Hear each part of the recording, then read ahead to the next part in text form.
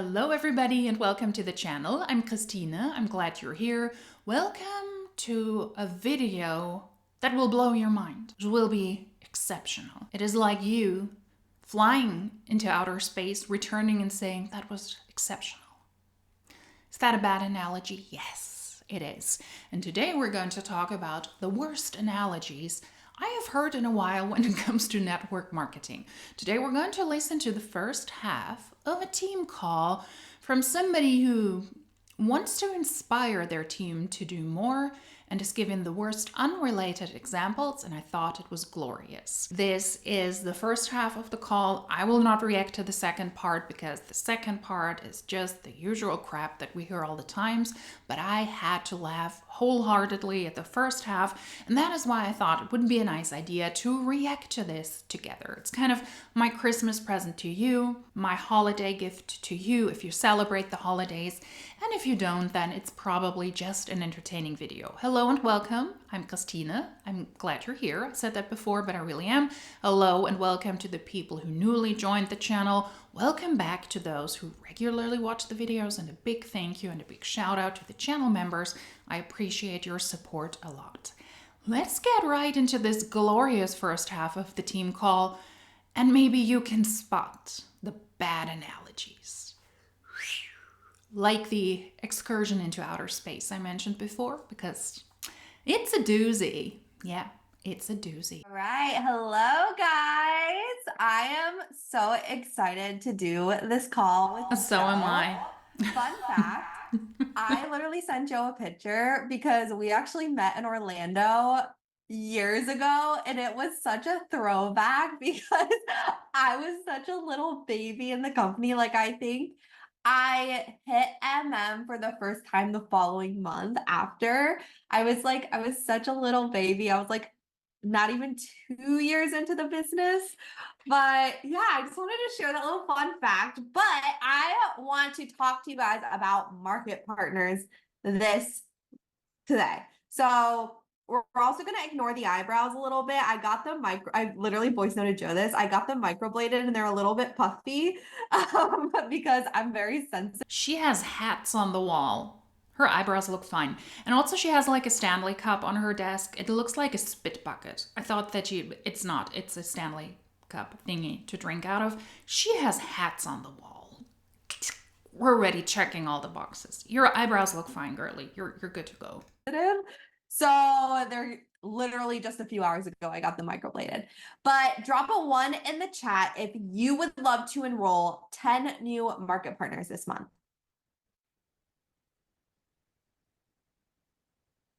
We love all these ones. Okay.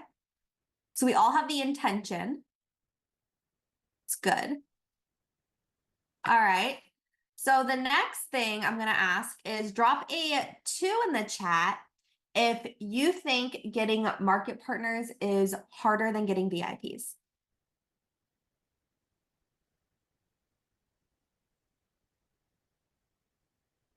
Okay. So this is a whole mindset shift for you guys. If you guys do not know my story, I literally used to tell myself I was horrible at VIPs, and it was so hard to get a VIP that I literally didn't get VIPs. And now I enroll 150 to 250 VIPs a month. Okay. So it was a mindset shift that you have to make. And we're going to talk a little bit about this, but I want you guys to start thinking of this business as something. Okay. Yes, please think of this business as something. Okay, VIPs. You probably got it already. This is a monat, and VIPs are customers who sign up for 3 shipments worth $84 or more, which is 60 British pounds, and this is an auto shipment program, and VIP customers can save money, 15% on the products compared to ordinary customers, but they have to pay $20 or 18 pounds to sign up, commit themselves to those 3 shipments, and they can push those out, but if they forget, then the products will be shipped out to them, and their credit cards will be charged. And the market partners that she's referring to are distributors who also want to sell products and recruit and receive commission and profit of the team they built. Just for background information, that's what we're talking about here. VIP customers and market partners. And it's not, I'm going to tell you right now, it's not the money, because people are spending $150 on average to be a VIP. And right now it's only $149. So it is a belief system. All right. So no, it's not, because money is tight. Most people do not want or cannot spend $150 on Monat products or on the business opportunity. It's about money. That's a difficult topic, and Monat products are so overpriced that it's a hard sell. It's about money. imagine that you guys spent $199 to get a plane ticket to your dream location. Where is your dream location? Drop it in the chat. For me, it's Japan. I've always wanted to visit Japan. Drop your dream location in the chat, wherever it is, like Bali, Greece. Oh, we got a lot of Greece in here. Okay. Bora Bora. Okay. So you got. I think they're talking about traveling to Greece. But for somebody who sells hair care product, it sounds weird. We have a lot of grease here. Shouldn't you get rid of that with a hair care product? No. Worst analogy number one, launching now. You paid $199 to get this ticket and you get to go. Let's say the company emails you and goes, hey, Cassie, if you go on this trip, we're going to give you all-inclusive stuff. You get the food and beverage covered for, you get your hotel covered for, you get excursions covered for. And you know what? If you also share this with your family and friends, you're going to get $50 for every recommendation, and they're going to get $150 travel credit, and they only have to pay $149. Would you share it with all your family and friends? I would be like blowing up my contacts. I would be like, you need to go on this trip. Drop a 3 in the chat if you would do that. This is the worst analogy. Example number one. Comparing trying to sell people you know on a network marketing opportunity with pricey products in a saturated market with a tanking MLM, where you have to spend money for starters, either $199 on the starter pack if it's at a regular price. That's the lowest price one. It goes up to $600 or $700, or $150 if it's available for a reduced price. You will spend a lot of money, and you will spend a lot more money after that starter pack on other expenses and on other products in an industry where it is proven that most people will not make a profit. In Monat in 2024, most people made $0 median annual gross earnings, and that is not the same as you offering the people you know a trip for $150 or $199 to their dream location. The one is a fake business opportunity with more hidden costs, where most people lose money, and the other is a really cheap vacation, a fun time to your dream destination, and it is not comparable. And yes, you offering that to people you know, they'd be like, oh my God, this would be amazing. Where would you travel? What would your dream destination be? It's irrelevant because it's not comparable. I mean, mine at this point would very likely be New Zealand, because I would love to go back to Australia, but I've never been to New Zealand and I would love to go there. I would also love to go to Iceland and Ireland, and they're not that far from Germany, but I guess those are currently my dream locations. But yet again, you cannot compare this to this horribly fake business opportunity from Monat. Most people do not care about you offering Monat as a starting point to lose more money, as compared to you getting a cheap trip to your dream location where everything is paid for. The one is a fun time and the other one is a bad business opportunity. That is the worst analogy I've heard in a while, and I love it. And yes, she has hats on the wall. I would have loved for her to wear one of those hats, but we're not going to see that. This is a living cliche, and I love it.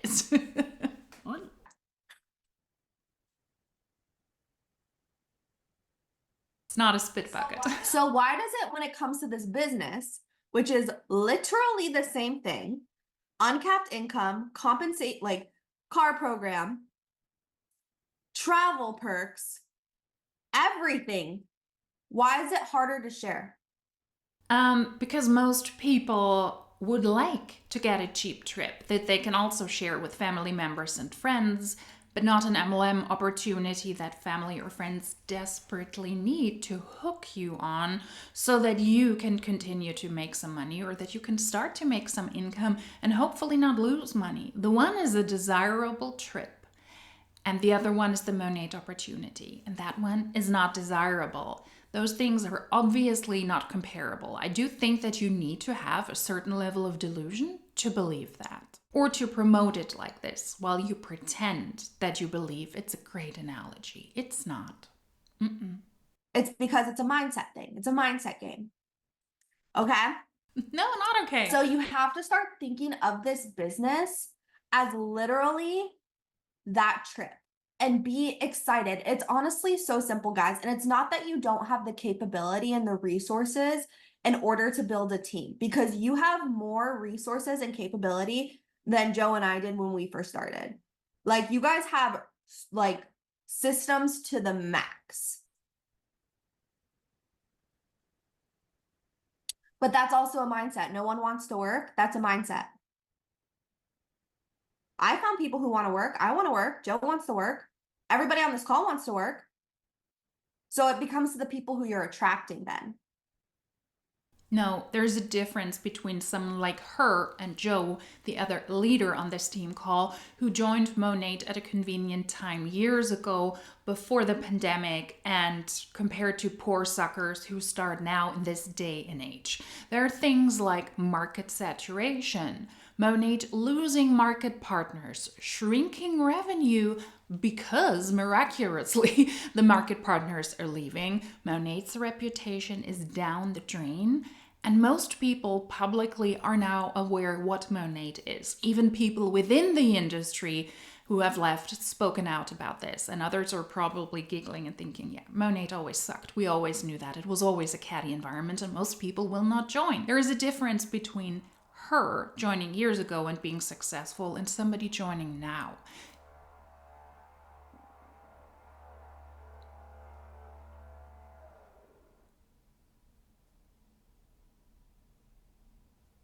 Okay.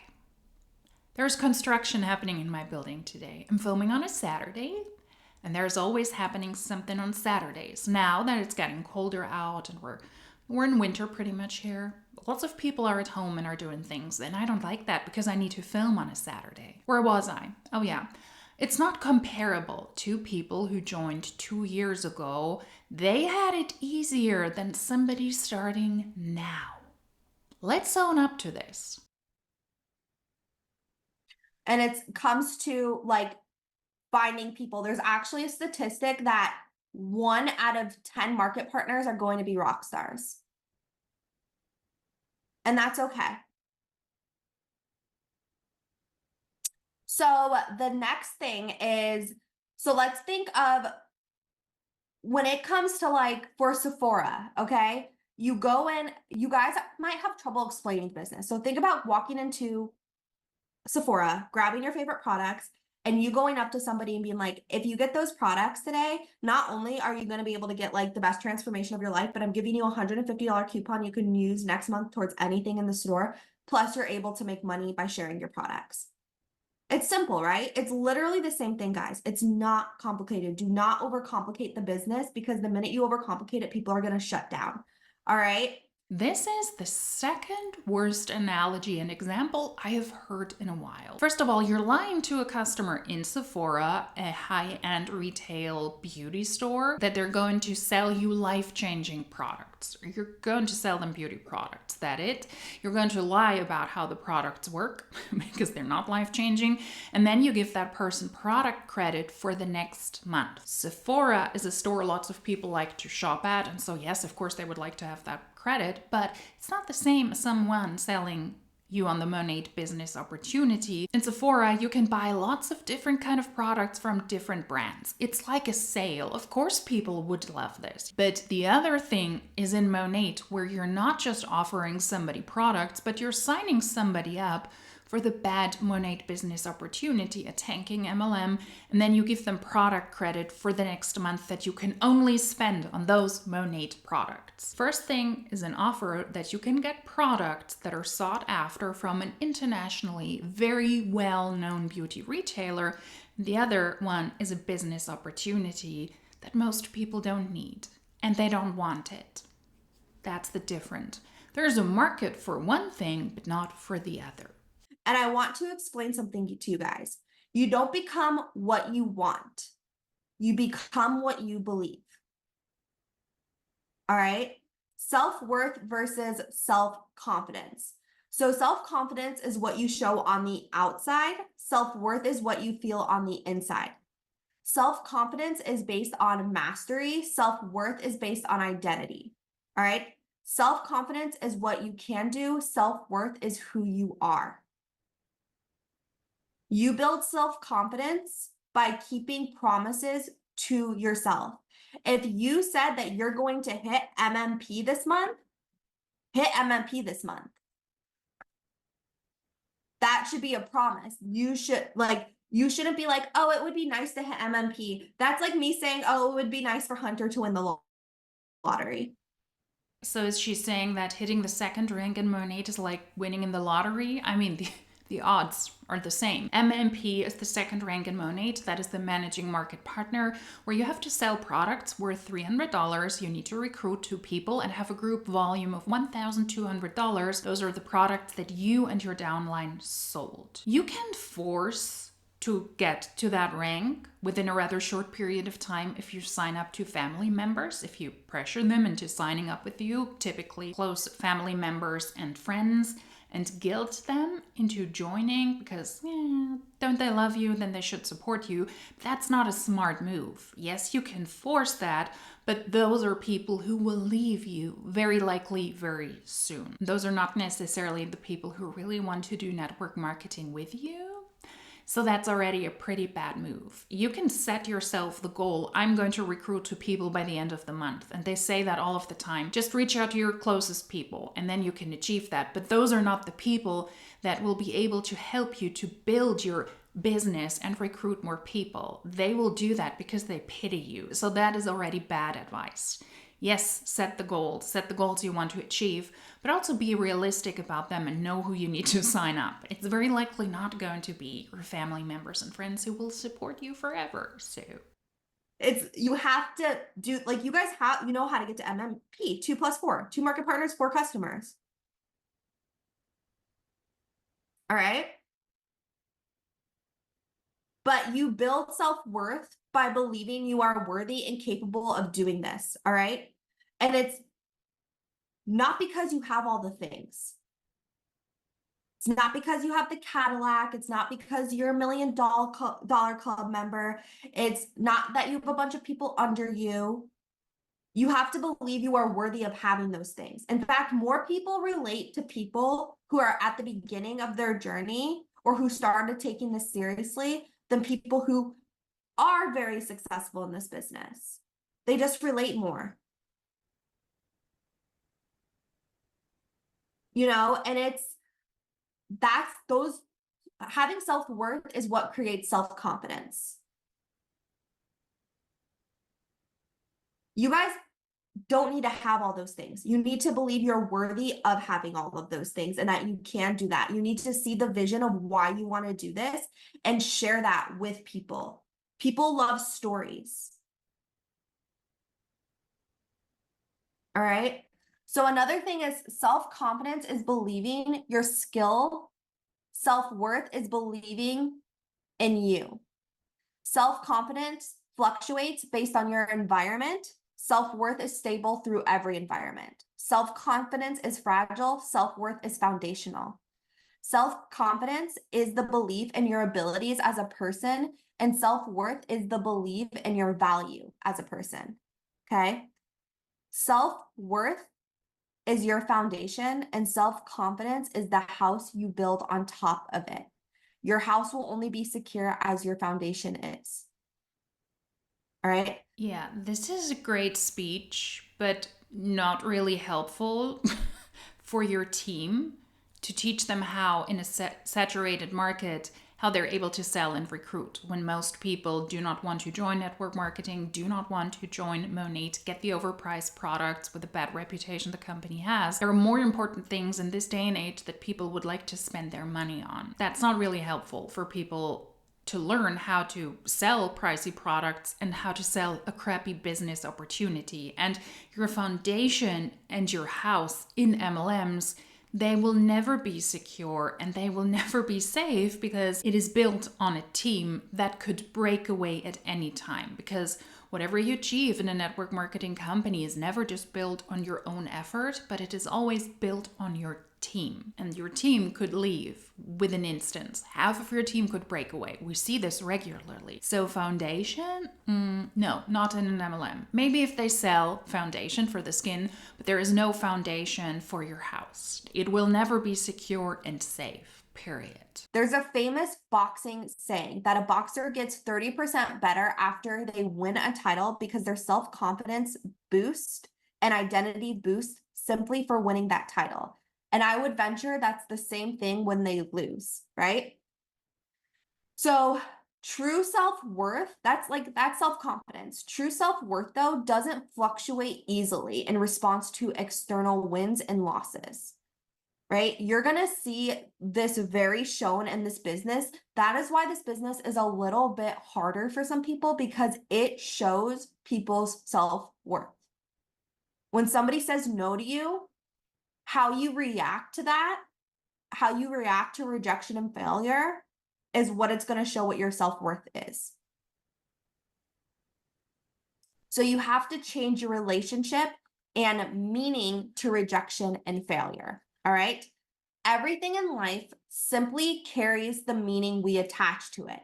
Okay, got it. So just change your perception of a bad business opportunity, since you cannot change the bad business opportunity itself. Try again with a better mindset that you need to work on. Try another week, try another month, try another year so that you can make your upline more money. And you will get better with your mindset. You will not sell and recruit necessarily, but at least the perception of the financial failure will be a different one because your mindset has changed. And that way you can happily make your upline more money while you're losing money. That is called brainwashing. That meaning creates emotion we feel around it, and that emotion we feel that create our life experiences. When you change the meaning you assign to something and truly believe that meaning, everything shifts. Disappointment becomes divine trust. Self-loving becomes gratitude. Rejection becomes resiliency. Self-worth solidifies. When you change your relationship with rejection and failure, your entire life changes. This truly is brainwashing par excellence. It really is. And a really great saying, guys, is remembering rejection is God's protection. Okay?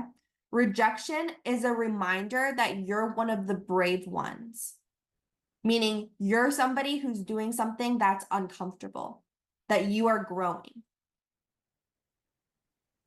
Rejection is God's protection. Is that some kind of weird Pinterest slogan? Rejection in sales is just a sign that you were not able to close a deal and that you were not able to overcome objections. And that's what you should work on. That's not God's protection. That's you not making money.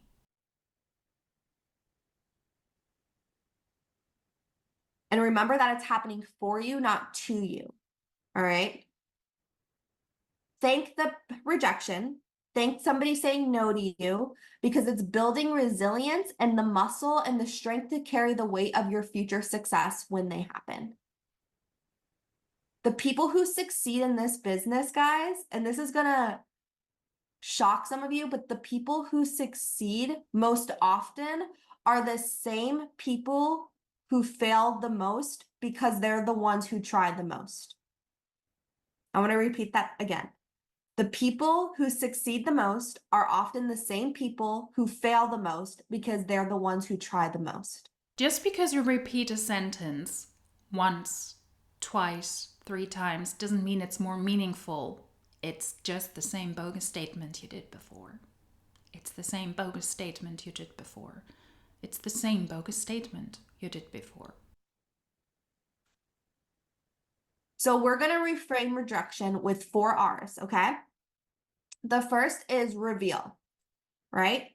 Identify your current default definitions you give to rejection and failure when it happens, or the ones you use to talk yourself out of even trying. These are often disempowering and automatic without intention. So I think where this kind of develops from, this failure, like this thing failure is a bad thing, is in school. When we get an F, fail, automatically, like there's so many repercussions, and that's so instilled inside of us.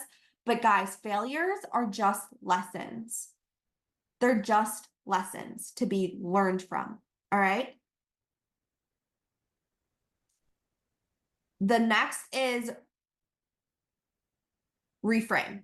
So create new, empowering definitions that you're going to assign to rejection and failure when they happen, or when you're tempted to not even try out of fear of them. Okay. I'll put these in the track. I want to make sure that that's the right. Hold, please. I want to make sure that's the right. What I'm saying is for the 4 R's. Redefine. That's what it is. Okay. Number 3 is revisit, which is revisit rejections of the past, assign meaning to these past rejection failures that still feel significant in your life. And 4 is revel in rejections ahead. They no longer phase you. Think, dear rejection, you might be big, but my resilience is bigger. Okay, 4 R's. Reveal, reframe, revisit, revel. What happened to not overcomplicating this business? I have 4 N's for you. No, no way, never, and never ever.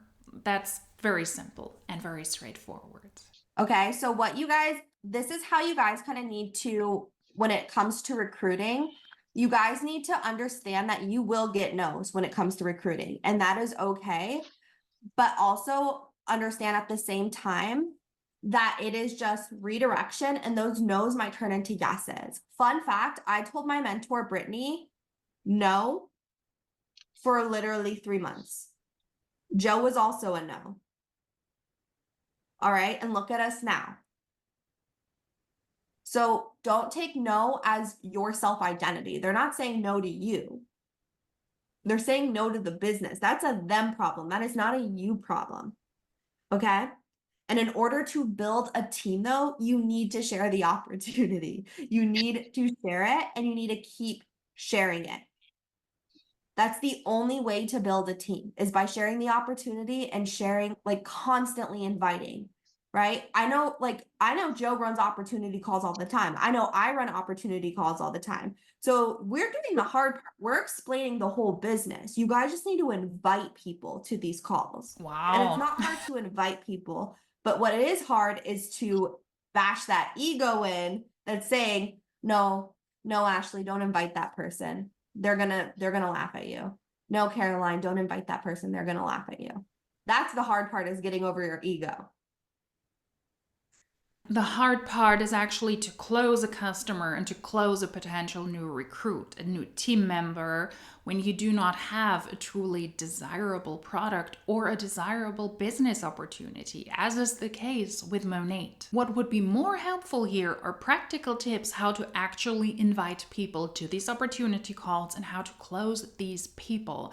Would be better than those 4 R things, but I guess in that case, it would truly be a sales training. And in this case, it is really an approach to those who are in Monat, who are on your team, to be brainwashed further, to give them further instructions on how to brainwash themselves so that they can stay on the team longer, so that the upline can profit of these people a little bit longer. It's really desperation, in my opinion, when you're dearly trying to hold on to the people who are currently on your team, the few ones who are pretty much still there, because they need to be convinced to stay a bit longer, another day, another week, another month.